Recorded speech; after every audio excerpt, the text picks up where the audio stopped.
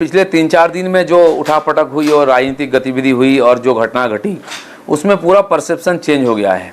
पूरा बंगाल के लोग जो चाह रहे थे सालों से उस तरफ जा रही ईडी लेकर के ईडी के जय जयकार हो रही है।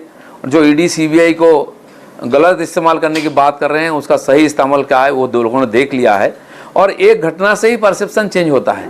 वही हो रही है। दीदी पैर तोड़ करके लोगों को दिखा दिखा के वोट ले ली थी, सिंपैथी क्रिएट करके।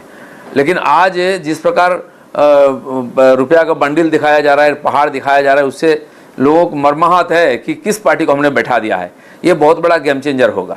आप पार्थ चैटर्जी की बात कर रहे हैं, बाकी उनका मामला सामने आने के बाद लोग शॉक्ड हैं। वो नोटों का पहाड़ देखकर लोग आश्चर्यचकित हैं। ममता बनर्जी ने हालांकि उनको उनके पद से हटा दिया। आपको लगता है उनको लोगों के दबाव में, मजबूरी में कदम उठाना पड़ा? पब्लिक से ज्यादा उनका पार्टी का प्रेशर है। यंग जनरेशन उसको बर्दाश्त करने के लिए तैयार नहीं है कि उनको सारा देश में जो परिवर्तन देख रहे हैं, सारा देश जो भ्रष्टाचार मुक्त हो रहा है, सारा प्रदेश में लोग देख रहे हैं और इसके चलते राजनीतिक सत्ता भी परिवर्तन हो रही है। वो प्रेशर में है, पार्टी में विद्रोह शुरू हो गया है। इसीलिए ममता बनर्जी मजबूरी में करेंगे। उन पुराने साथियों को उनको खोना पड़ रहा है। और ये जो उनके जो बर्खास्तगी लेटर है उसमें ममता बनर्जी की सिग्नेचर नहीं है, चीफ सेक्रेटरी की है। और ममता बनर्जी नहीं रहे प्रेस में, दूसरे जगह प्रोग्राम में थी जब घोषणा हो रही थी। उनके महामंत्री और उनके भतीजा इसका डिक्लेयर किया। तो ये जो पार्टी के अंदर घमासान और पूरा बंगाल में घमासान हो रहा है, इसका नतीजा है उनको छांटना पड़ा। पहले मंत्रित्व से छांटना पड़ा, उसके बाद पार्टी के सारे पद 5-5 पद था। हमें तो मालूम ही नहीं था कितना पद है और कितना पैसा है। लेकिन अगर वो ईमानदार होते तो पहले पार्टी से उनको छांटते। नहीं किया। बचाने का अंतिम क्षण तक प्रयास हुआ, लेकिन रुपया का पहाड़ देख के देश का जो मूड देखा तब मजबूरी में ये स्टेप लेना पड़ा। अच्छा, आपने भी कहा टीएमसी के अंदर फूट है, लेकिन ममता बनर्जी का एक दिन पहले बयान आया। वो कहती हैं कि महाराष्ट्र आपने तोड़ दिया, झारखंड तोड़ना चाहते, लेकिन बंगाल में मुकाबला रॉयल बंगाल टाइगर से करना होगा।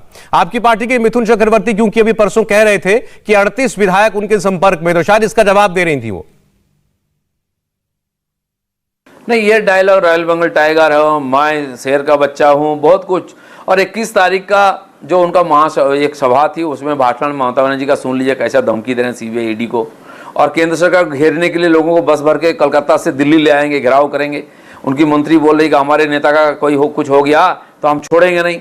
और उनका महामंत्री अभिषेक जी बोल रहे थे इतने लोग बीजेपी से आने के लिए लाइन लगा के रखे हैं लोग, हम दरवाजा खोल दें तो सारे बीजेपी के एमएलए एमपी हमारे पार्टी के अंदर आ जाएं। मैं उनको चुनौती देता हूं कि आज एक बार दरवाजा खोल के देखिए कितने आपके पार्टी के अंदर एमएलए एमपी रहेंगे। वो तो बाहर जाने के लिए तैयार है। चलो, मिठुन दादा बहुत पुराने हैं और टीएमसी के भी राज्यसभा सदस्य रह चुके हैं और उनके ऊपर भी आरोप आया था। आरोप आते ही उन्हें 70 लाख रुपया वापिस कर दिए। वो कोई कटमानी नहीं लिए थे। उस कंपनी का प्रोग्राम में, अम्यूजमेंट प्रोग्राम में गए थे कलाकार है, फिर भी उन्होंने ईमानदारी से वापिस किया। और पार्टी में रहने के कारण उनके पार्टी के एमएलए एमपी के साथ अच्छा दोस्ती भी उनका है पुराना। बंगाल में बहुत मान्यता भी है, उनका कहने का हक भी है और उनका जानकारी भी है।